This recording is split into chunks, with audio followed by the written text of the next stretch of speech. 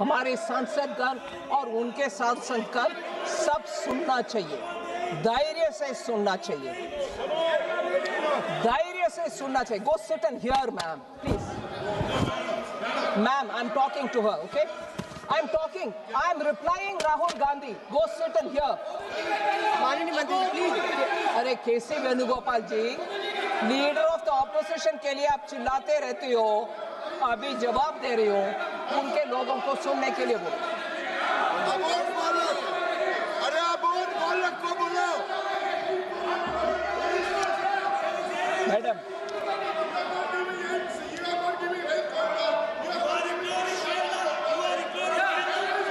Food security value addition के ऊपर बात कर रहे थे.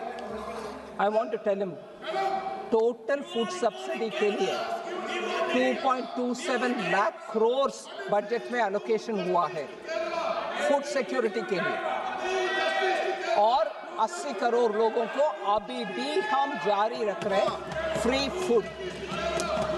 फिर मिनिस्ट्री ऑफ फूड प्रोसेसिंग के द्वारा इंडस्ट्री सेटअप करने के लिए बजट में 4064 करोड़ फूड प्रोसेसिंग इंडस्ट्री के लिए, PM formalisation of micro food processing enterprises के विषय में स्कीम के लिए पैसा 4000 करोड़ से ज्यादा एलोकेट हुआ.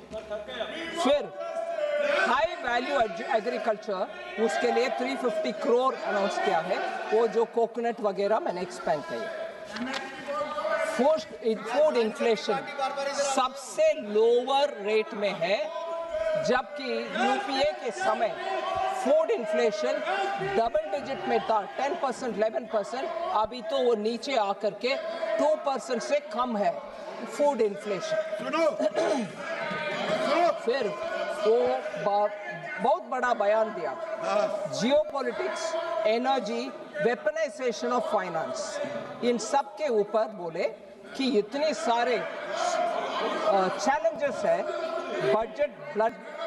ये भी बोल रहे हैं कि हमारे बजट उसको एक्नॉलेज करता है, मगर बजट में इतने सारे हैं उसको पढ़ा नहीं है.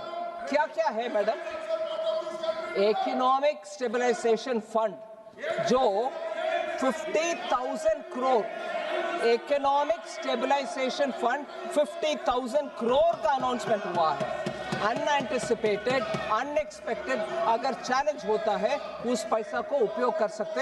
ये 25-26 में ही अनाउंस हो चुका है, वो पैसा है, उनको उसका ध्यान नहीं है. Technology security fund 9,800 crore to counter weaponisation of technology and finance हमने अलॉट कर चुके हैं, उसको भी उनका जानकारी नहीं है, पढ़ा नहीं है. अबोध बालक. एनर्जी सिक्योरिटी, रेयर अर्थ के लिए भारत तैयार रहना चाहिए, माइक्रोचिप्स हम बनाना चाहिए. इसके ऊपर इतना चिंता व्यक्त करने वाले लीडर ऑफ द ऑपोजिशन ये भी पढ़ा नहीं है कि एनर्जी सिक्योरिटी के लिए हमने critical to insulate India from weaponization of energy matters. The budget pushes for autonomy in critical minerals. Customs duty का exemption हुआ. न्यूक्लियर पावर के लिए 2,500 करोड़ अलॉट हुआ, and national green hydrogen mission के लिए 600 करोड़ अलॉट हुआ. बजट को पढ़ा नहीं है, आ गए हमारे लीडर ऑफ द ऑपोजिशन बात करने के लिए.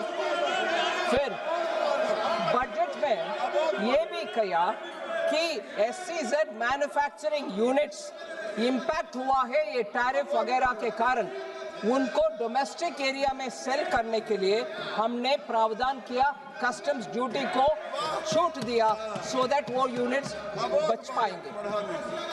फिर कॉम्पिटिटिवनेस इंक्रीज करने के लिए, ट्रस्ट बेस्ड गवर्नेंस ले आने के लिए कस्टम्स में इतने प्रावधान किए. फिर सपोर्ट करने के लिए MSME और आर्टिसान्स को 10 lakh value cap on courier export, courier के द्वारा जो एक्सपोर्ट होता है उसको भी हमने कैप हटा दिया, जिससे हमारे छोटे छोटे उद्योग बाहर एक्सपोर्ट करने में सुविधा हो. फिर ये क्लियरेंस करने के लिए डिजिटल एक ही प्लेटफॉर्म बनाया, जिससे इंपोर्ट भी एक्सपोर्ट भी एक ही विंडो के द्वारा हो सकते हैं। ये कुछ नहीं पड़ा, आ गए हमें लेक्चर करने के लिए। हमारे देश का इनसिक्योरिटी ये सब है बजट में, पड़ा कि नहीं है? फिर ये जरूर सुनना चाहिए, कांग्रेस के लोग इसको सुनने में क्षमता रखना चाहिए। They should have the strength to listen to this. Bharat को सेल कर रहे, भारत फार्मर को सेल कर रहे, मोदी जी सरेंडर कर दिया। मोदी जी किसी देश का हित का विषय में सामने खड़े होकर के बात करेंगे, देश के हित में काम करेंगे, मगर देश को बेचने वाले कौन है? Who has sold? I tell you who has sold. 2013 में वर्ल्ड ट्रेड ऑर्गेनाइजेशन WTO में जाकर के बाली में कांग्रेस ने एक समझौता करके आए। वो दो ही विषय था, ट्रेड फैसिलिटेशन एक था, दूसरा विषय public stock holding of grains था।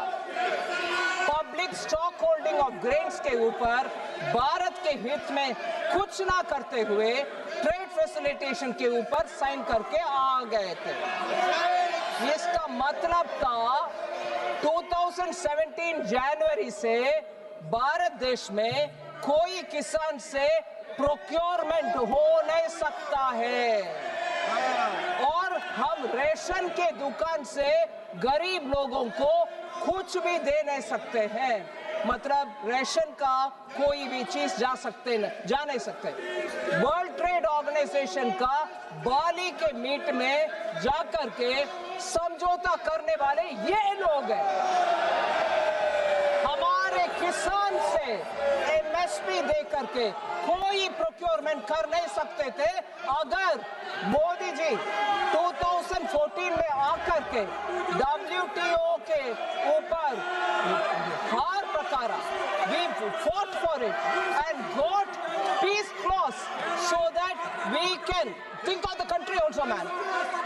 This country 2017 से PDS डिस्ट्रीब्यूशन कर नहीं सकते थे, गरीब को रेशन दे नहीं सकते थे, देश को, गरीब को, किसान को बेचने वाले ये लोग हैं। ये सरेंडर करके आए हैं, WTO में जाकर के पूरे सरेंडर करके आए हैं ये लोग। और भारत देश का हमारे प्रधानमंत्री जी के ऊपर ये आरोप लगा रहे LOP, उनको कोई नैतिक अधिकार बनता नहीं है। 2017 के अंदर पीस क्लॉज WTO में लेकर आए मोदी जी। इसके वजह से कोविड के समय हम सब लोग को रेशन दे पाए और किसान से आज भी प्रोक्योरमेंट हो रही है। नहीं तो कांग्रेस के साथ चलते हुए हमारे देश का किसान सड़क पर आ जाते। ये सेल करने वाले लोग हैं, ये भारत का किसान को बेचने वाले लोग हैं, ये हमारे गरीब को बेचने वाले लोग हैं। मैडम, लास्ट में एक और विषय, नहीं, पाकिस्तान के साथ भारत को जोड़ने दे दिया और US एडमिनिस्ट्रेशन के साथ डील करने के समय आप पाकिस्तान के साथ भारत को जोड़ने क्यों दिया? और ये कहकर लीडर ऑफ द ऑपोजिशन हमें सजेशंस दे रहे हैं, नेगोशिएशन कैसे करना है। किसान को, गरीब को सेल कर दिया 2013 में, और उससे पहले 2009 में शर्म एल शेख में जाकर के भारत और पाकिस्तान को जोड़कर हाइफरेट कर और टेररिज्म से ताल्लुक नहीं है, हम पाकिस्तान के साथ समझौता करेंगे, बात भी करेंगे करने वाले डॉक्टर मनमोहन सिंह, ये कांग्रेस वाले पाकिस्तान से इंडिया को जोड़ करके we will talk with Pakistan, और टेररिज्म से लिंक नहीं है कहने वाले ये कांग्रेस वाले आज आकर के हमें एडवाइस दे रहे, नेगोशिएशन कैसे करना है। सेल करने वाले आप लोग हैं, किसान को भी, गरीब को भी, इस देश को भी पाकिस्तान से जोड़ने वाले आप लोग हैं। चिल्ला चिल्ला के मेरे आवाज को बंद नहीं कर सकते। ये पूरे देश सुनेगा, ये पूरे देश सुनेगा। आप आकर के इधर हमें एडवाइस दे रही हो। यस, किरण रिजिजू ने सही कहा, भारत को बेचने वाले कोई माय की लाडला अभी तक जन्म नहीं हुआ, मोदी जी कभी नहीं करेंगे। Thank you madam. For more of such videos, do like, share and subscribe to ET Now Swadesh.